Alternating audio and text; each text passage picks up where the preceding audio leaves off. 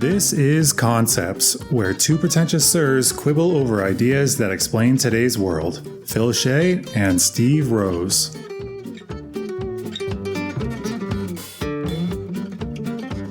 Welcome to the Concepts Podcast. Welcome. Today we are talking about internalized capitalism. Internalized. Which I thought I wanted to talk about. I do want to talk about it, but the thing is, there are no books that I could find on this topic specifically. There were two kind of amateurish videos talking about it, and the only people that seem to be talking a lot about it is the subreddit Anti-Work. And us. So I kind of had to hobble together a few the pieces of it and some of the background, which I'm not super well versed in. I think you will be better at this than me for those things, but it all kind of works in. So internalized capitalism. You heard it here first. You heard it here first. Yeah, sure. We're trailblazing with amateur theory. Trailblazing the concept today. So we have to break down what internalization means and then what we mean by capitalism and what kind of things we're internalizing with that. Trying to define internalization, I had to go through a series of steps to get to the one that seemed the most apt. How would you approach this? Well, my basic understanding of it is that it's, first we have to define both of these processes, internalizing something and capitalism. And capitalism is basically having your money making money. I was just asking for you to define internalization, that. We can get on a capitalism after that. But what did you say for internalization? I didn't catch it. I guess it's a psychological process of taking something into your psyche and like learning it, for example. Like you can internalize negative self-talk. If somebody, for example, in your life is constantly criticizing you for not being good enough or that you are worthless and that you're always just messing up. And if you hear that growing up, you can internalize the voice of that person. For example, it's often parental figures. And now you're going through your life, you're the one saying that to yourself. You'll find yourself overthinking, not doing something. So what you're saying is you're taking something from the outside and you're bringing it inside yourself to be... You absorb it. And you talk to yourself in the same negative tone. In a similar fashion. Yeah. Right. I was trying to find one that would fit with this particular concept because there are multiple interpretations and fields for internalization. So in psychology, they were talking about how it's the outcome of conscious reasoning where you take a subject and internalize it. So in this context, it's talking about religious conversion or moral conversion, taking the values of that and bringing it inside consciously, trying to aspire to them. I would argue that's similar to that, but not so conscious. Yeah, I have a working definition after, but my steps were just to show my homework, I guess, show my work. I started with psychology, then jumped to sociology, I guess, then internalized sexism, and then finally to internalized oppression. So that one seems the most apt. So in sociology, they're talking about how it's integrating attitudes, values, standards, and opinions of others into your identity or sense of self, which that seems to work somewhat. But then I started thinking about internalized sexism or internalized racism, I guess, those two, where it seems...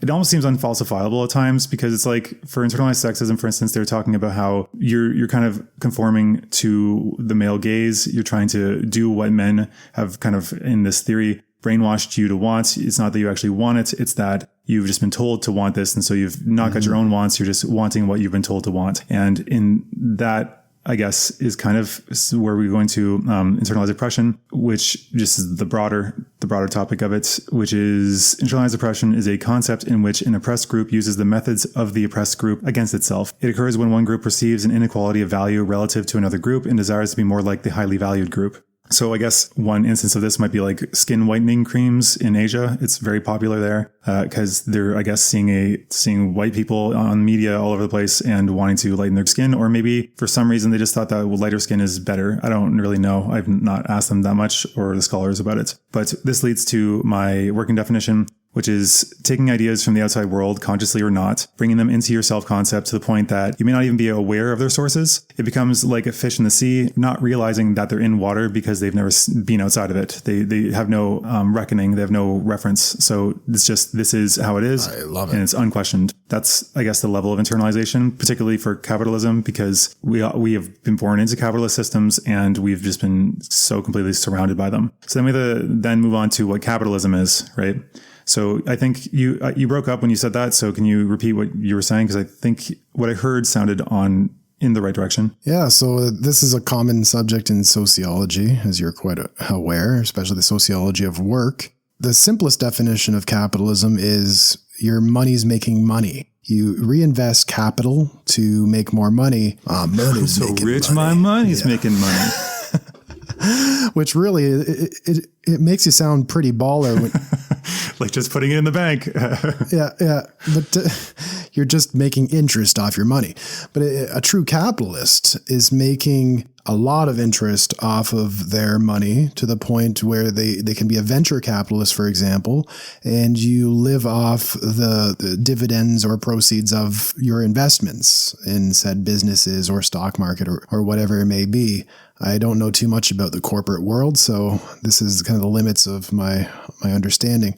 All right. For those of you unaware, we've had some technical difficulties here, and I am going to have to kind of say this for the second or third time.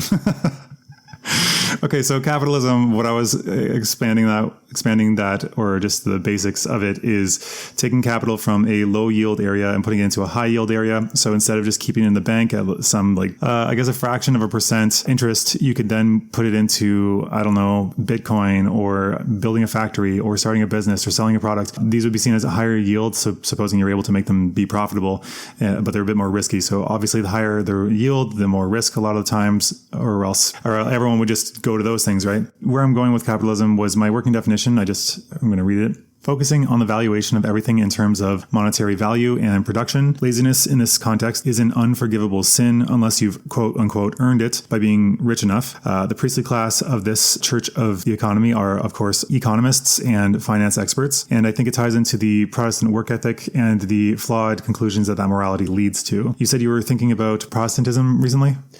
Yeah, in preparation for talking about internalized capitalism, I thought this would be a perfect kind of history to it.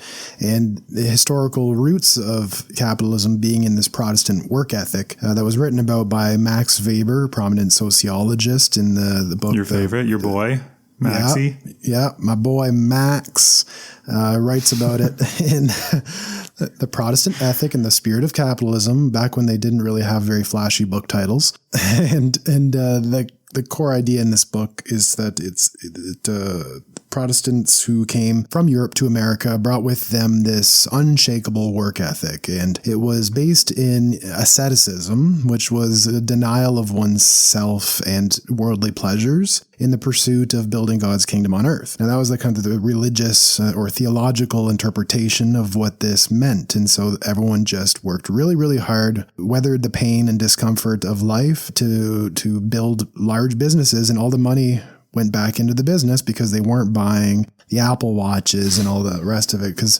they weren't about the possessions. Frivolities. Yeah. They were not about worldly possessions. It was just work hard, build God's kingdom on earth. And if you're successful, it shows that you are destined for heaven. What this makes me think of is Stoicism, what people think Stoicism is, which is to never enjoy things. Asceticism is what I think people think Stoicism is. Yeah. Do you know what I mean by talking about the flawed conclusions that Protestantism can lead to, the Protestant work ethic? Well, I was getting there. And so okay. This is kind of where things flipped. And this is what Weber's writing about, is when it transitioned from this theological non-connection to material possessions, and it flipped into actually being all about material possessions. And so you had the same work ethic, but rather than being about not buying things and then always reinvesting all of your money back into your business, it was about purely for the sake of materialism and consumption. And so after World War II, there was an explosion in... How does that follow, though? Because isn't it just a perversion, like a deviation away from the Protestant work ethic? Yeah. Because my flaw that I see from it actually comes from the theory itself, not from the corruption. But yeah, I guess we'll get back to that later. So sorry, World War II, right. There's a huge boom afterwards, of course. Yeah. Yeah. So this is kind of where the capitalist spirit in terms of working hard turned into working hard for the sake of not getting into heaven, but for the sake of having a lot of stuff. And then you see rampant consumer culture building after World War II, and you have advertising starting at that time with new media. Things were getting away from radio and becoming more visual, and television was developing. And so we have the whole advertisement industry and all of this. So that's where we get into consumer culture. And that's where the perversion of the Protestant ethic happens. And then and this internalized capitalism really becomes about superficial consumption. But it looked like you were critiquing something beyond just the consumer culture element, and it was something inherent in the Protestant ethic itself. Yeah, because maybe I'm misunderstanding this, but from my understanding of the Protestant work ethic is that they believe that, yeah, you want to build God's kingdom on earth, but on the other hand, it's also saying that those who God favors, those who God smiles upon for having done such good work will receive greater rewards, because as we know, we can all work really hard, but only some of us are going to become rich. Only so many can. So the ones that do were the ones that were favored by God because they had pleased him in such a way that he rewarded them by showing them, hey, here's some awesome fruits of your labor. Yes. So the issue then became that the richer you were, the more just and moral you were. So if you were old money, you just assumed you were better in God's eyes than other people because you were rewarded, and God hasn't taken this away. Even if you're just part of the leisure class and you're not doing anything, you might think you're doing something because you've never really done anything before in your life. So these sheltered people think that they're more just and they're producing more for society. And I guess libertarians and laissez-faire neoliberals, they seem to believe this, that the top class is giving more than everybody else. And that's why they have disproportionate amounts of wealth. In some cases, you could argue that, but it seems to be a really kind of flimsy theory. That's exactly it. If you want to zoom into the actual flaws of the Protestant ethic itself in its original form, it's highly anxiety producing. Oh, yeah. Because your material wealth, not in terms of consumption, but your actual business success, was an indicator of whether or not you were destined for heaven or not. Like it was so highly anxiety producing. It's like this I can't say that. It's like this crazy...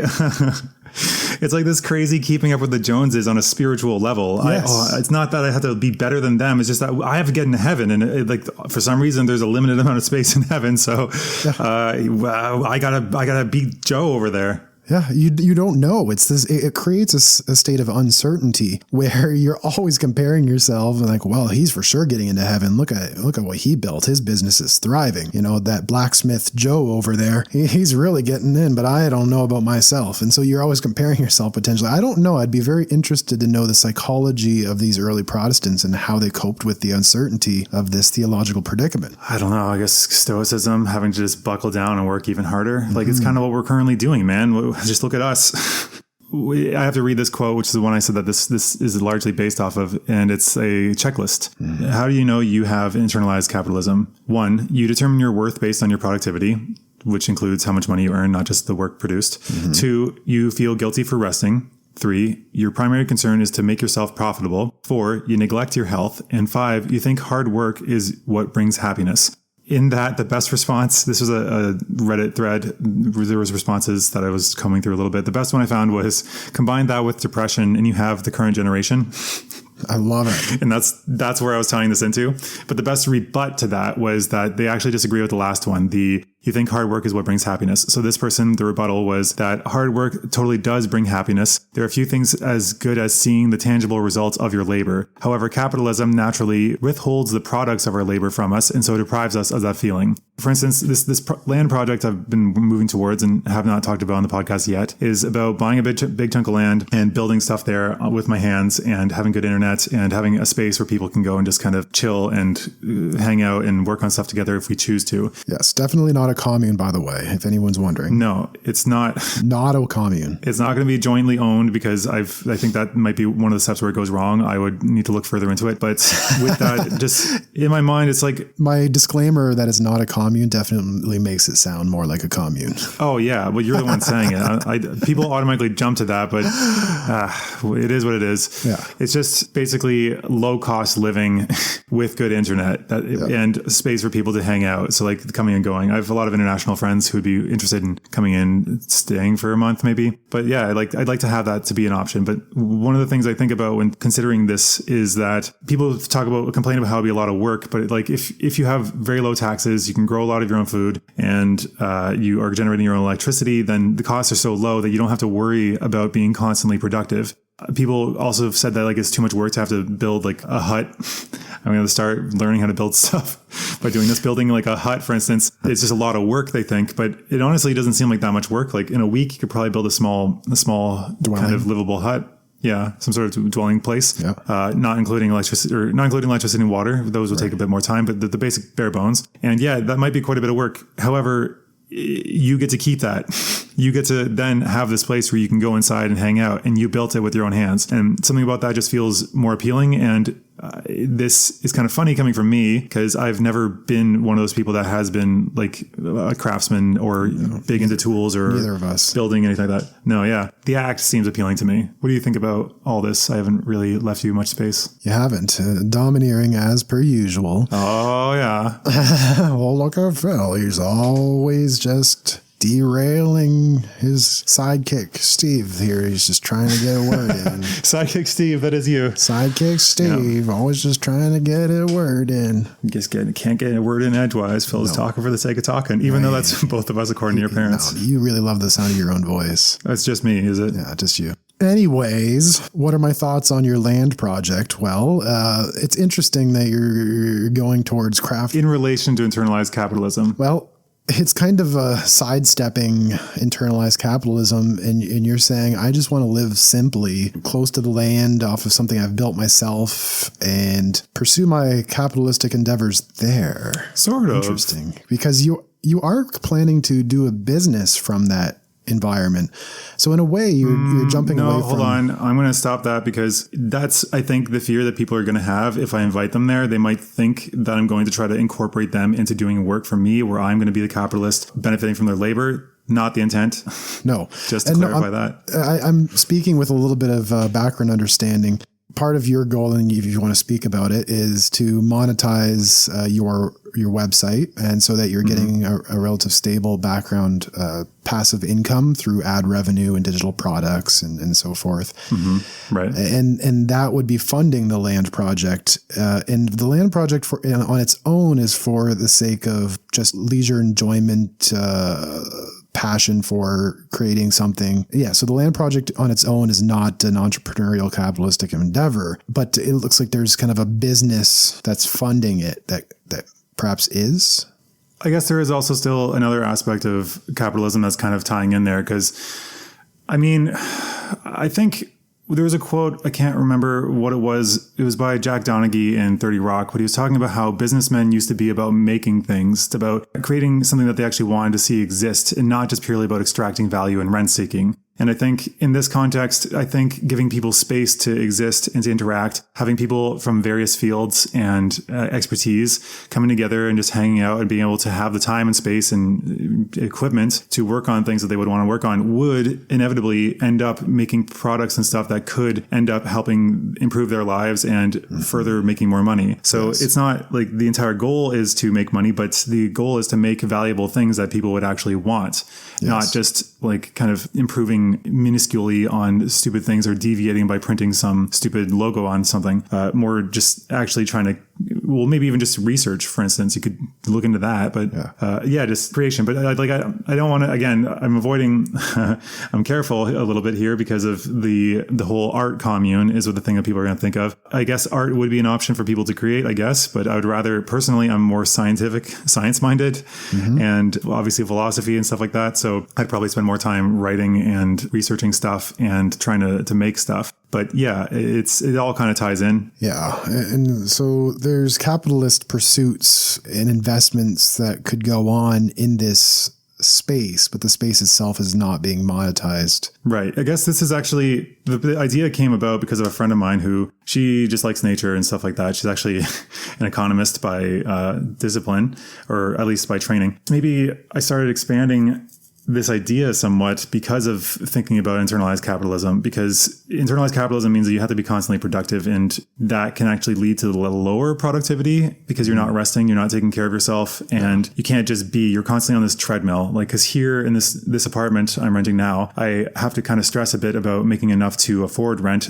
while simultaneously trying to get enough money into my endeavors to grow them to a point where I can get out of this, get escape velocity, as I call it. Yeah. So it is related to internalized capitalism because it's kind of my reaction to it, where I think the government's seemingly just too corrupt. All seem like they're not really doing anything about this. They're just further.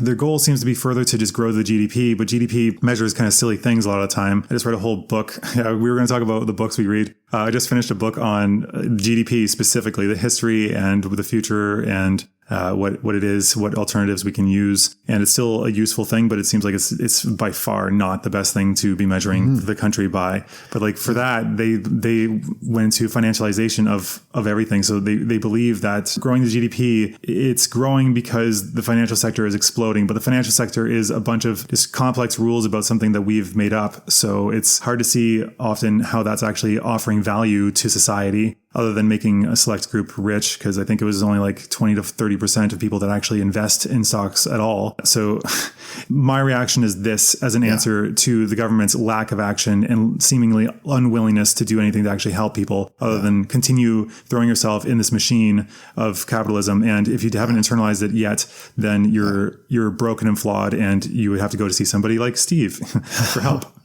Yeah, I don't victim blame. I mean, if people find themselves in bad situations, it's about how do we change the situation? And your land project is clearly almost like a countercultural decision to do something different and get off the hamster wheel of having to make all of this money to pay for your apartment, to buy nice things, which I mean, you're not bought into having to do that, but some people are. And you're constantly on this hamster wheel of this internalized capitalism of, I can't take a break, because if I stop, everything's going to collapse. Because that is the truth. Yeah. But okay, actually, I didn't know if you'd be willing to talk about this, but like your feelings about money and your social context making you feel like it's not enough and you constantly have to work to the bone as well. Because I feel like your standard of what would be good enough to stop and rest is much higher than mine. And the people around you kind of feed into that. Would you want to talk about that, or do you just want to skip it? Well, I guess we're always comparing ourselves to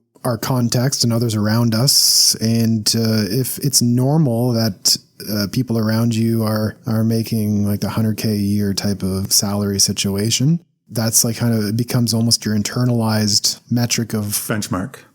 Yeah, it becomes a benchmark of what you should be doing in this internalized capitalism of, if I'm only now at 80, for example, I'm below the mark. Yeah. But if you compare yourself to the average, you're probably above it. So that's the idea that you're on this hamster wheel of it's never enough. But what happens when it is enough and you're actually above the people around you? Well, you start comparing yourself to different people. Yeah. So you're now, your benchmark has risen, and it's this almost hedonic treadmill. It's something we need to talk about in the future. For sure. Of constant, I can't rest. I need to make an empire.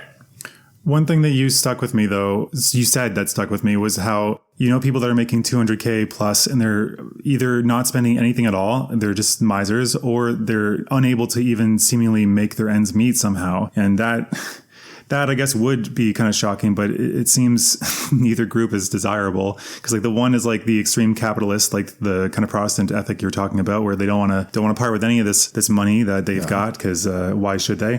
Why should they enjoy their lives? But then the other one is spending too much and being flashy and living beyond their means, which all of us can do if we choose to. So like the whole lifestyle inflation with that. But then it can be really difficult to know like what is the actual measure, because it actually seems like a bad idea to me to constantly associate with those people. On the one hand, it'll push you to work more and to earn more money. But on the other hand, that seems like you don't ever get to rest and relax and just be. It leads to things like, I think it was the movie Wall Street. The guy said he was working super hard so he could buy a motorcycle and ride it across China, I think it was. That only would cost like $10,000 at most if you wanted to live fairly well in US dollars. If you're biking or motorcycling across China, like it's really cheap to live there. And that just is silly and leads us to another quote actually that I wanted to get your response on, which was, I already sent it to you. You're familiar, but I'll read it out. Quote, "Who thought it was a good idea to spend your entire life in an office and only get to live life once you retire?" End quote. Love it.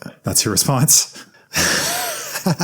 That's it. That's my whole response. No, I think that's something we've talked about before, and it's something that I've bought into, I guess, early 20s mentality of what do I want to do? Well, let's go join the RCMP because I can retire. I think it was some crazy number. I was 23 30, 40, it's like 25 years and you can retire, like full retirement or something like that. So 45. Yeah, it was something crazy like that. I can't remember the exact details. Maybe 30 years, I forget. But I was like, wow, I can retire early. But it's funny because like if our projects work out, we could retire. Like, okay, so to me, retirement just means second career. Like you earn the ability to get out of the system and work on whatever the hell you want. And that's the whole project I'm looking at, right? Yeah. So yeah, like that's kind of funny.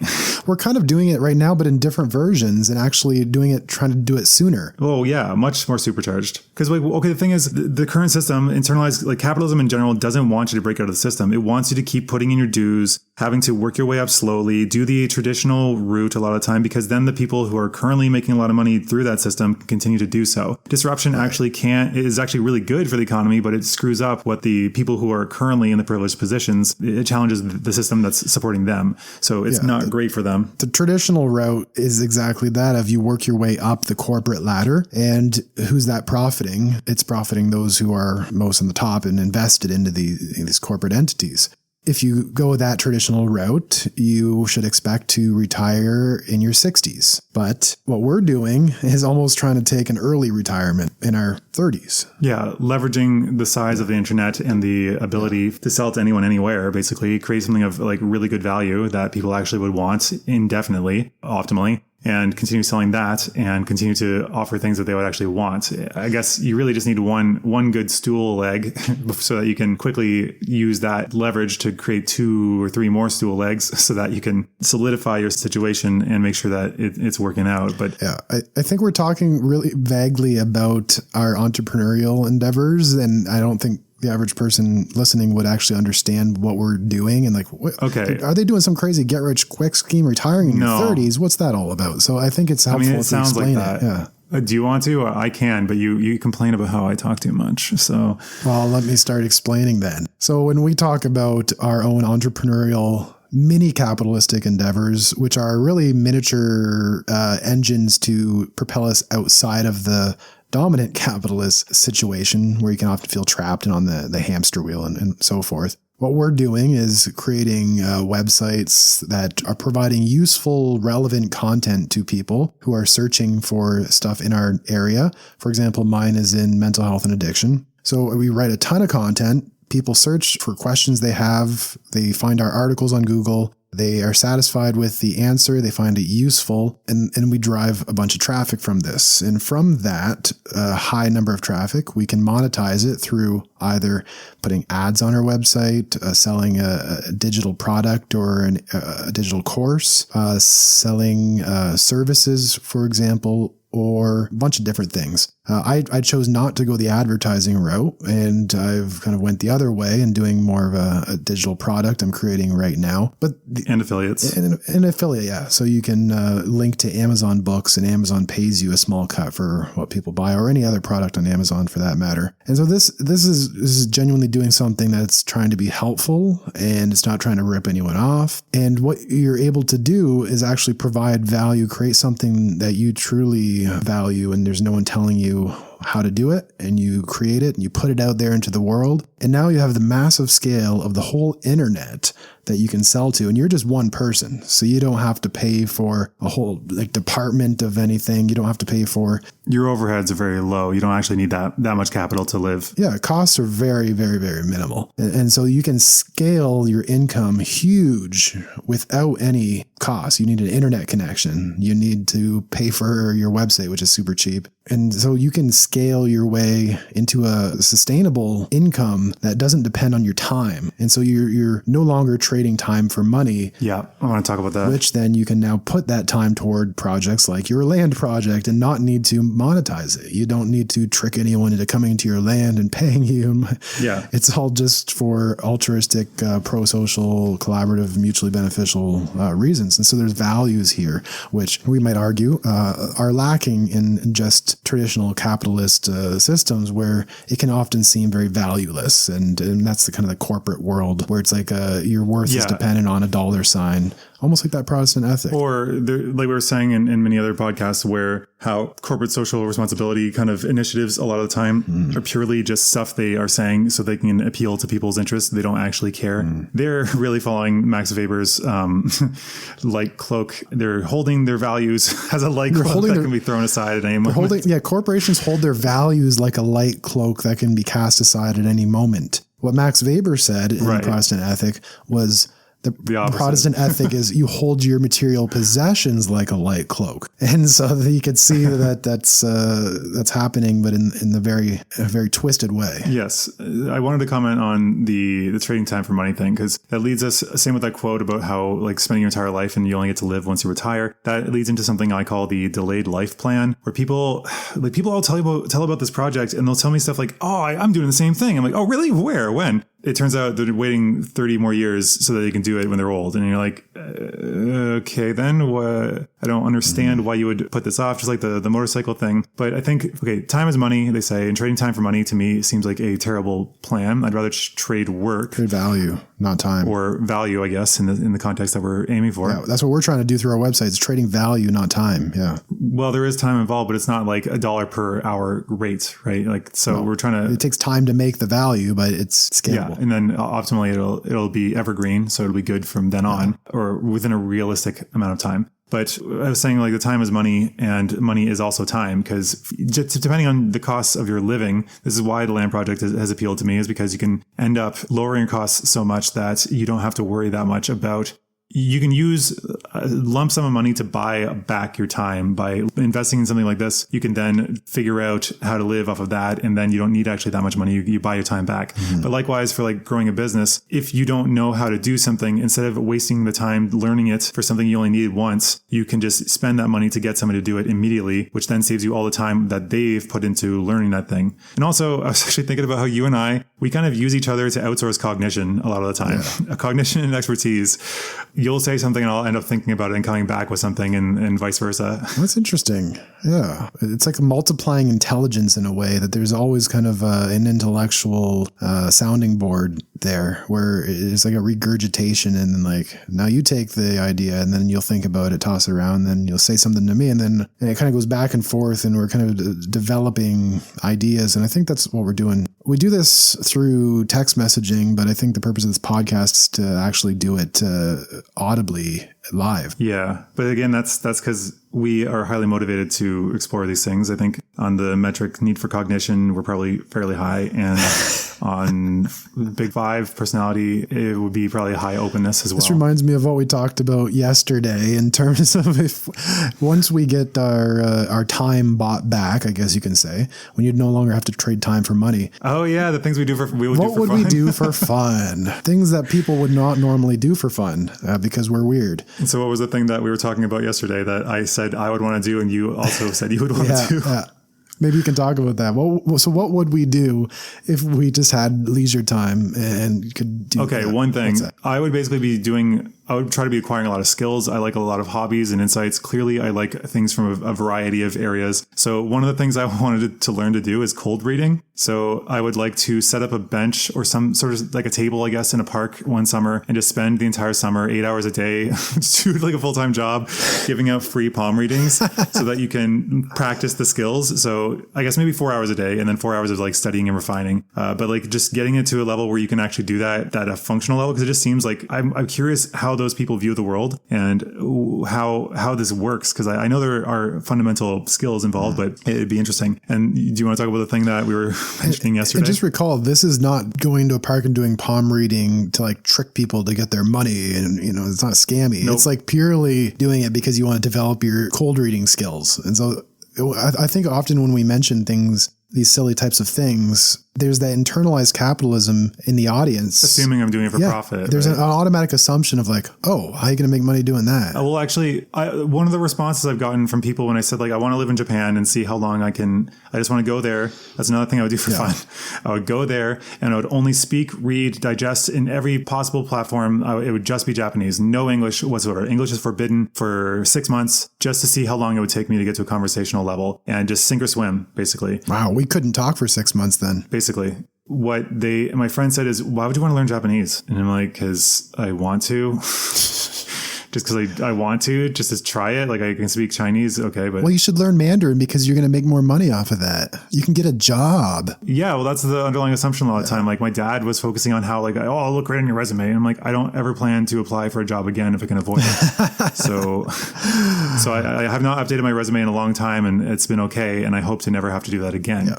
The very fact of wanting to do something just for the sake of discovery and understanding seems lost on people who are fully bought into internalized capitalism. Who have internalized because capitalism. If you're not doing it for increasing your value, who have internalized it, they seem to think that it's completely purposeless to pursue anything that's not going to end up making you money. And this is kind of a weird paradox because like we're both business-minded people who can figure this out. Very business-minded. Yeah, and it's not like we don't understand like the basics of these things. And I have read enough on economics to know about, like, have form opinions, at least semi-educated on these topics. And I think people will assume that if we take these perspectives, then obviously either we don't understand or we're obviously not very successful.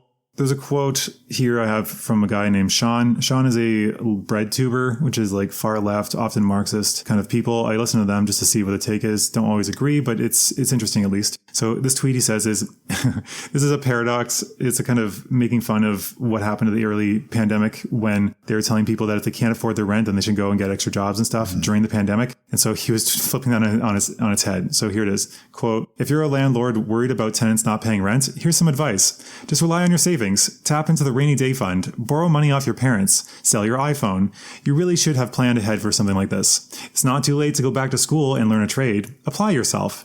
Print some resumes and go hand them out, end quote. Because that's the advice that's given from the top to the bottom a lot of the time, or the middle and the bottom. We're all kind of grouped together at this point. Yes, got it. Yeah. Flipping it on its head. Very nice. I like that quote. And another, I guess the last one, there's only 3 things I have left on this that I thought I over-researched this, but I think the conversations worked out well enough. The other quote I pulled was, quote, this is why we don't like working, because we know that deep down, working for a big company is feeding this same beast currently victimizing us, end quote. And how would you characterize that victimization? Because some people will be like, I'm not a victim. The victimization is basically what I was saying, like the inability to just merely exist, where you feel like, I mean, I guess if you have a full-time job and you don't have to have take-home work, then you may not relate with what we're talking about, because at night you might feel like, okay, I have enough money, I'm comfortable, I don't need to do anything, and I can go out and spend money and still have savings left over for the future. Yeah. No worries. If you're in that situation, then you have no fucking idea.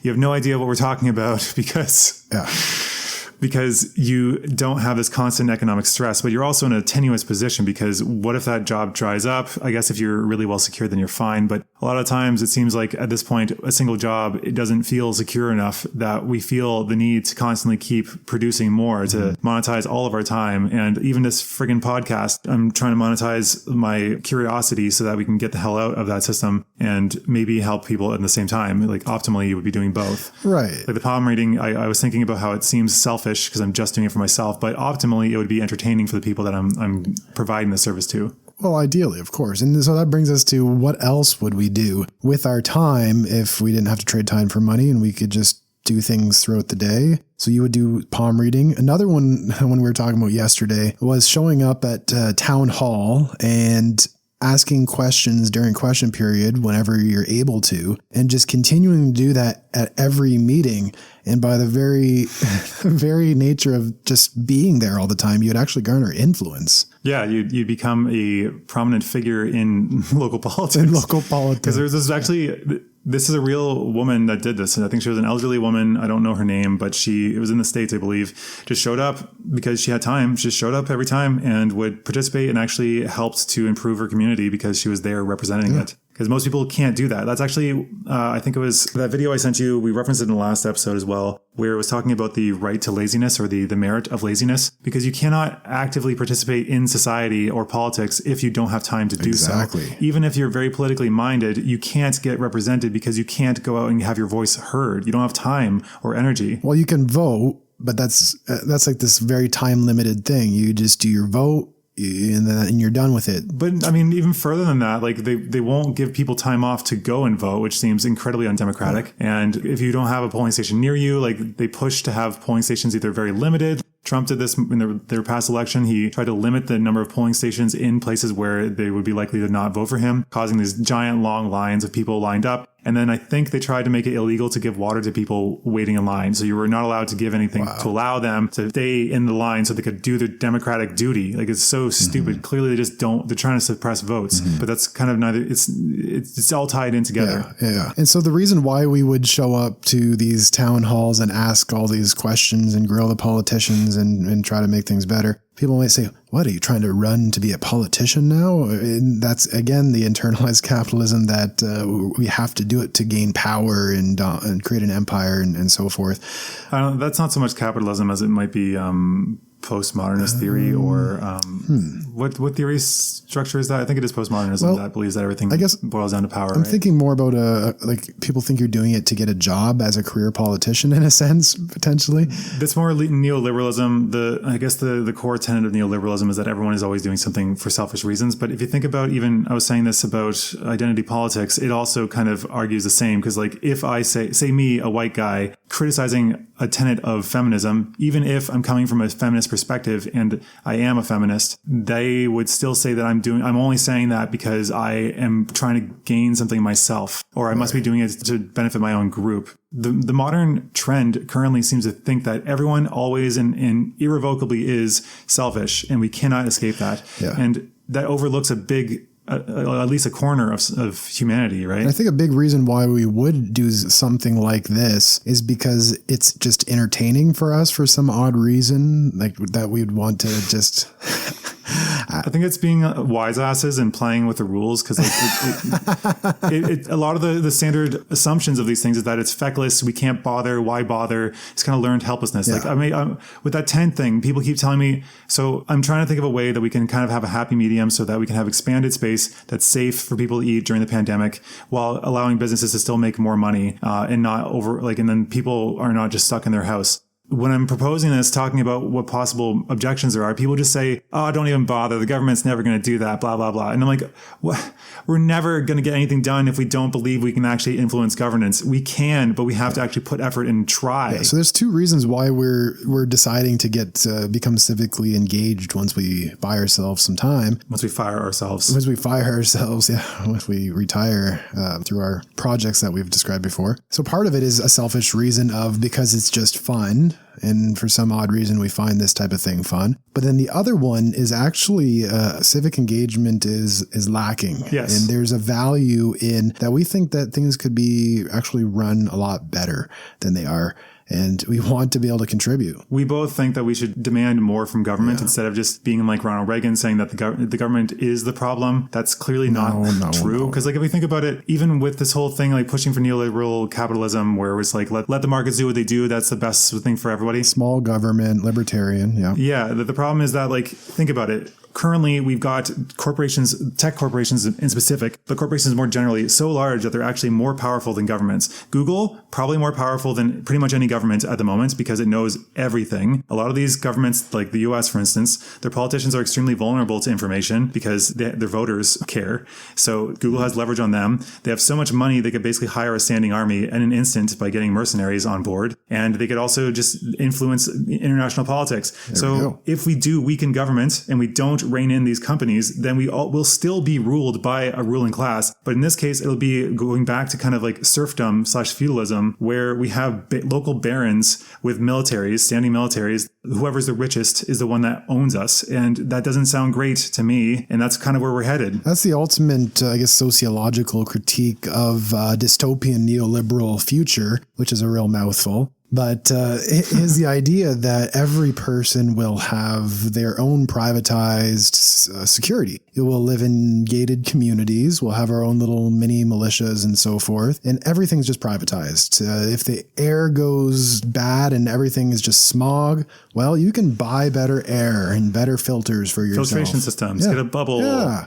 And so everything is the market now. And that's rampant capitalism. And it really changes governance. And so what we're foreseeing is we're looking at a critique of a potential rampant capitalist neoliberal future whereby everything's privatized. And we want something better than that. We see the value in government, not huge, dominating big government, but not no government or very, very minimal small government too. Not letting people fall below a certain level. Like we live in a country with other people and we should want to get the best from them. This is okay. Some people believe that there's no such thing as altruism, and I kind of believe that to myself, because like even doing good acts, you feel good for having done them. Right. But you're still doing good acts primarily. And in this case, if we want to say, fine, everyone's selfish. My selfish reason, I guess, for this is that for improving society is to make society the best it can be for any given person. You want to have everyone being able to produce the gifts that they've got. If you're able to do something, we should want to enable you to do that thing well, so that we can all benefit from your work doing that. I know, what's his name? Milton Friedman argues that this is confusing democracy and capitalism, but he believes capitalism allows us to be free in that way. But the thing is, it's such a ridiculous notion, because you have to have the time. Like I've started thinking about a term I've not heard it anywhere, but called economic coercion, where, okay, the economic model from economists a lot of time is that you cannot be forced to do anything. You take a job if it's worth doing, but if you don't like it, you don't like the pay or the conditions, then you leave and find another job. This assumes that you can do that. This assumes that the job doesn't require so much time and energy to just suck the life out of you, so you can't find another job. Yeah. And supposing there are even other jobs that are easily found, but the chances are, especially these days, they're not. It all kind of doesn't work. Yeah. A random jump. Unless you have something to say to that. Yeah, it's the idea that capitalism equals freedom is a little bit flawed in the sense of exactly that. There's complete corporate market freedom, but your personal freedom, technically you can just choose to not work at a place and go work somewhere else. But as you said, the economic coercion is now so high that what kind of freedom is that? Yeah, it's not at all. You're only free if you're wealthy enough. If you're not working class being anybody that cannot survive off of what they have indefinitely without work. If you have to work at all, you're part of the working class. Yeah. There is also then the alternative is the leisure class.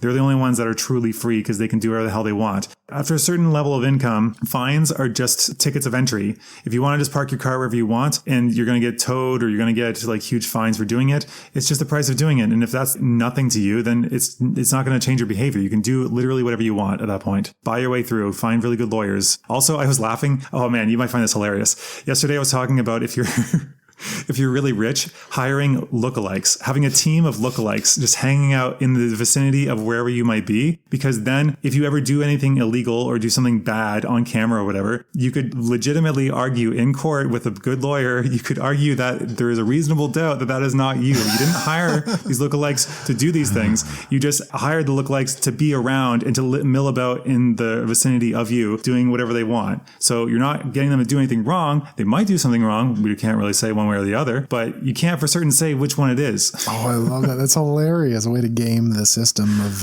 reasonable doubt. Yeah. Because you can totally do that. Why not? You could say it's for security reasons, but then you could also use it for legal defense. Oh, so your bodyguards are all like body doubles. So that not only are you protected, you're all wearing the same thing every day. You're all walking around like a bunch of twins. Oh, so that's like the ultimate dystopian neoliberal future is everybody has like body double bodyguards. So they're protected physically and legally in court. If they do something wrong, there's reasonable doubt whether it's them. Oh, that's hilarious. Ultimate protection everywhere. Yeah. And I'm like, reasonable doubt. And you're like, well, what if you hired the guy to do it? Reasonable doubt. Doesn't matter.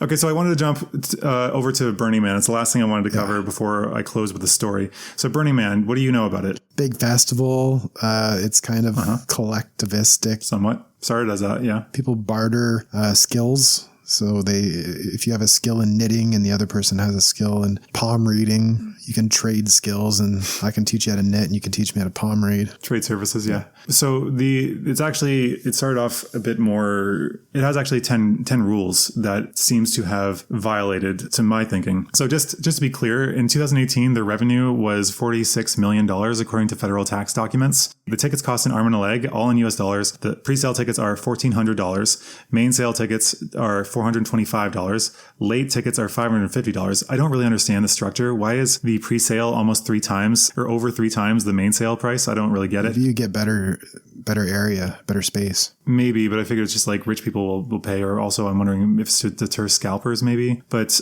kids 12 and under can go for free. It's weird to me thinking that kids are even going to be at this event, because from what I know of it, it's going to be a lot of nudity, sex, and drugs, as well as music. Yeah, Burning Man reminds me of like a modern day commune environment. Pagan festival. Somewhat, yeah. Like apparently the gift economy causes people to feel very different towards each other, just towards strangers. You build relationships faster, apparently.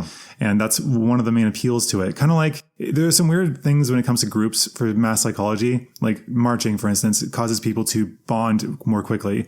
It's odd. Or same with chanting or singing together. Just doing things in unison seems to bond people faster. And this seems to be another weird psychological hack that doing non-monetary exchanges, some sort of bartering and gift economy, seems to help people bond faster. Right. So what I found kind of galling too for these ticket prices, I wasn't quite done there yet, is that approved applicants in need can apply for cheaper tickets. So remember, the main sale tickets are $425. What do you think the impoverished people applying for this, what do you think they're paying? I don't know.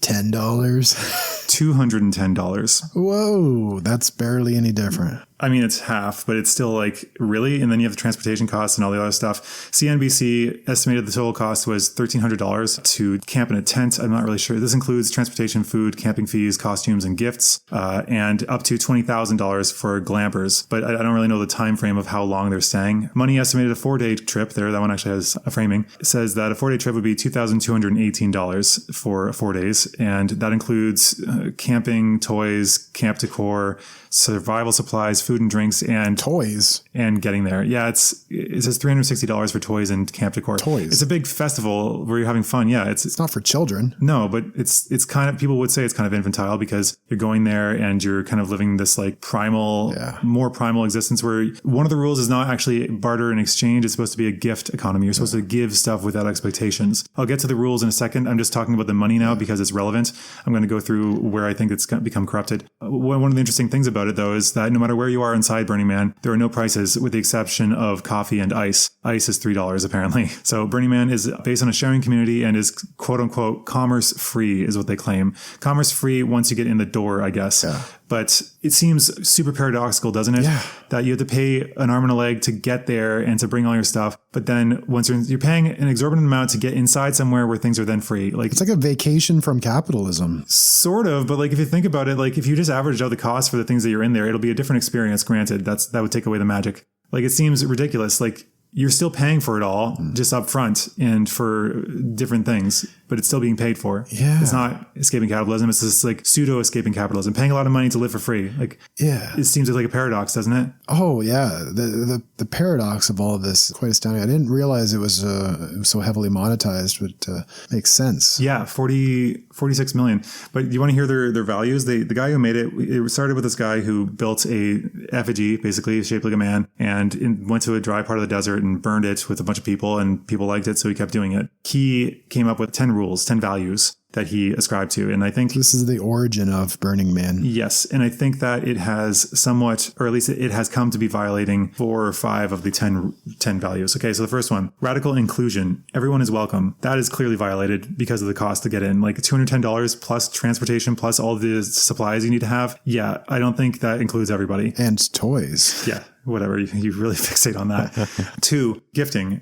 People should give gifts to each other without asking for anything in exchange. This one seems semi-violated to me because of one of the rules down lower, but you could argue it's sustained because they still kind of have this gift economy. The third is decommodification. People should not let money get in the way of having an experience. I think the very act of charging such amounts to get in violates that very clearly because only certain people can go. So 1 and 3 are very connected. They're both violating each other for the same reason. Number 4 is radical self-reliance. People at Burning Man should take care of themselves and not ask others to take care of them.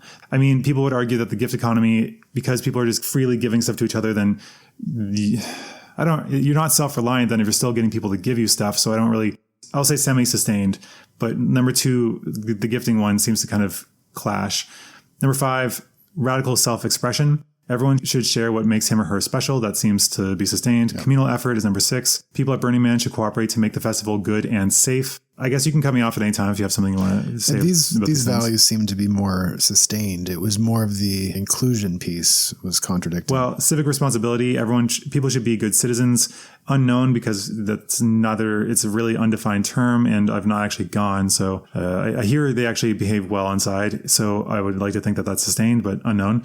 Leave no trace. People should clean up after themselves. After they leave, there should be no sign that anybody was ever there. This I found is semi-violated because it seems that people are actually very, very thorough in cleaning, and it's part of the ethos of being there.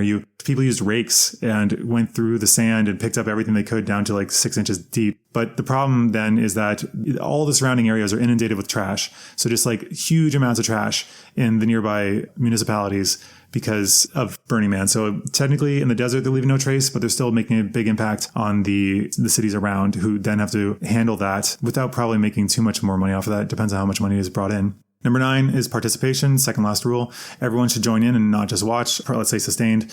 And 10 is immediacy. People should not let things stop them from learning about themselves.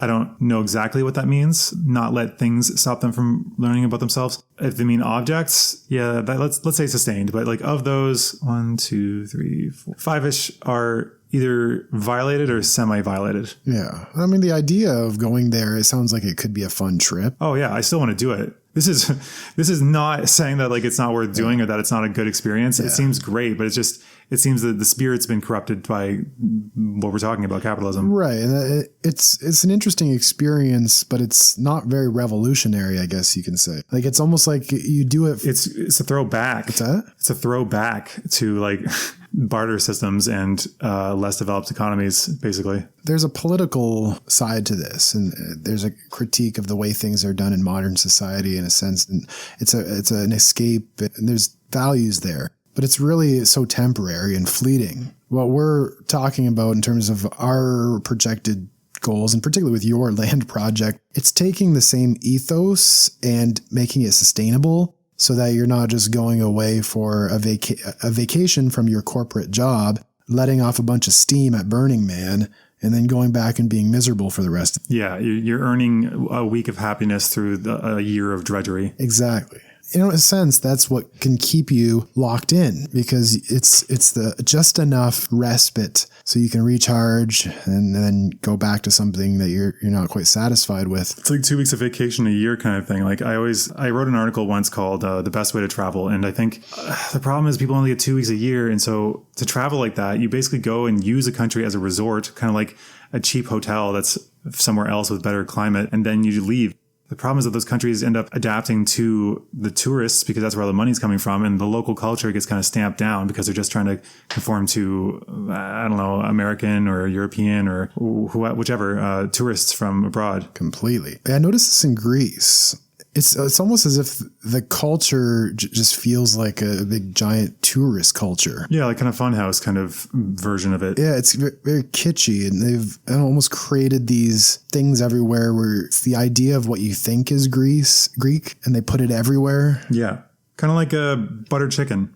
Butter chicken was invented in England, but then the British people said they wanted to try authentic butter chicken. So then they went to India and it got spread from England to India because people kept going to India and wanting to try butter chicken. So then now this British dish inspired by Indian food is now in India being sold to people who are going there wanting it to be authentic, but it's actually not part of their... Oh, so interesting. It's not part of their traditional cuisine. So it's just this weird warping of countries because of kind of being dancing monkeys of sorts. Yeah. Is there anything else you wanted to talk about? Because I've one story I wanted to close on. Yeah. And that's the commoditization of culture. And it makes culture very shallow, and everything's just about like these ideas of images of what we think something is. And there's really not a lot of weight to those thin veneer. I mean, taking it even a little further, Japan actually has, I think, full, like to scale recreations of famous locations elsewhere from the world. Like they've actually built, I can't remember what it was modeling. I think it might have been Venice or something, but they built a to scale model of that people can go and visit to stay in Japan, but be able to experience what it would be like to be in this physical place, which kind of is like stripping away everything of the culture except for the physical elements of it. It's so odd. They have to work so much that I don't think they can get away. They can't have the time to leave the country. Or maybe they just don't speak another language because Japanese is really quite difficult and not that broadly spoken. So maybe they just go there as like a kind of substitute. Yeah, it's a very odd thing. And you can see this in kind of Disneyland ideas of stuff as well. Yeah, pretty much exactly that. So what's that story you had? All right. So it's called The Mexican Fisherman. So an American investment banker was at the pier of a coastal Mexican village, and he sees a small boat with a fisherman inside. And in that, he sees a bunch of really huge tuna. And so the American compliments the Mexican on the quality of his fish and asks how long it took him to catch. And he said, "Oh, only a little while." But then the American asked him, like, "Why didn't you stay out longer and catch more fish?" The Mexican said that he had enough to support his family's immediate needs. The American's like, but what do you do with the rest of your time? So the fisherman says, I sleep late, fish a little, play with my children, take siestas with my wife, stroll into the village each evening where I sip wine and play guitar with my friends. I have a full and busy life. The American scoffed. I'm a Harvard MBA and could help you. You should spend more time fishing with the proceeds. Buy a bigger boat. Then with the proceeds from the bigger boat, you could buy several boats. Eventually, you could buy a whole fleet. Instead of selling your catch to the middleman, you could then sell them directly to the processor and eventually open your own cannery. You could then control the product, processing, and distribution. Eventually, you'll have to leave this small village and move to Mexico City, then maybe Los Angeles, and eventually to New York, where you can run your expanding empire. Fisherman asks, but how long will that take? Oh, 15 to 20 years. But what then? The Mexican asked. The American laughed and said, that's the best part. When the time is right, you would announce an IPO and sell your company's stock to the public and become very rich. You would make millions. Millions? And then what? Oh, then you could retire. You could move to a small coastal fishing village where you could sleep late, fish a little, play with your kids, etc., etc. So the American obviously has internalized capitalism, thinking that that's the best way to do it. The Mexican is doing perfectly fine. I guess you could argue that he's fragile because if there's a huge disruption from, say, a corporation killing the local fish, that would be make him a little more vulnerable. But he's already got what he needs. Yeah. I mean, particularities aside, that story really makes you feel like, what is the point of it all? Why do I want to build an empire? What did I sign up for? And it's looking at valuing the simple things. And he said, well, if I had everything, I would just do what I was doing right now. Yep, exactly. I think that's probably a good place to leave off because there's no real take-home message from this, just something to consider and a lens to look at things with. Again, I love your ending. Great story. Love that story. I love your interpretation, Steve. There, take it back. Mutual. Are my compliments making you insecure? No, it's just every single episode. I will wrap it up and you're like, I love your ending. So I feel like I should probably say something back. I think they're objectively good. Not just me, but our fellow listeners can likely also agree that you do provide nice conclusions to the topic. Well, hopefully people appreciate them. Hopefully. You better appreciate it. Or else. It's my valuable time. My valuable time. I could be making money right now. Yeah. Although actually one of the points I guess wrapping up, time is money, I think is wrong because time is infinitely more valuable than money.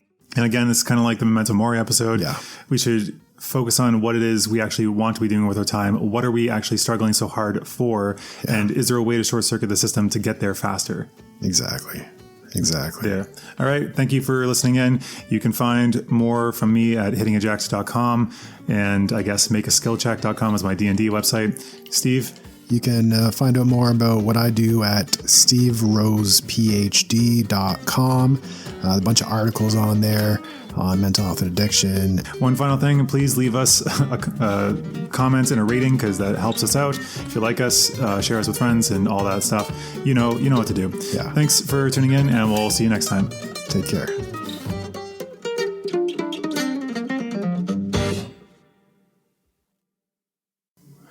Recording. Let's have the mic on 3. Just a second. I'm just a bitter fool. You do the welcome this time. It's always me. Welcome to the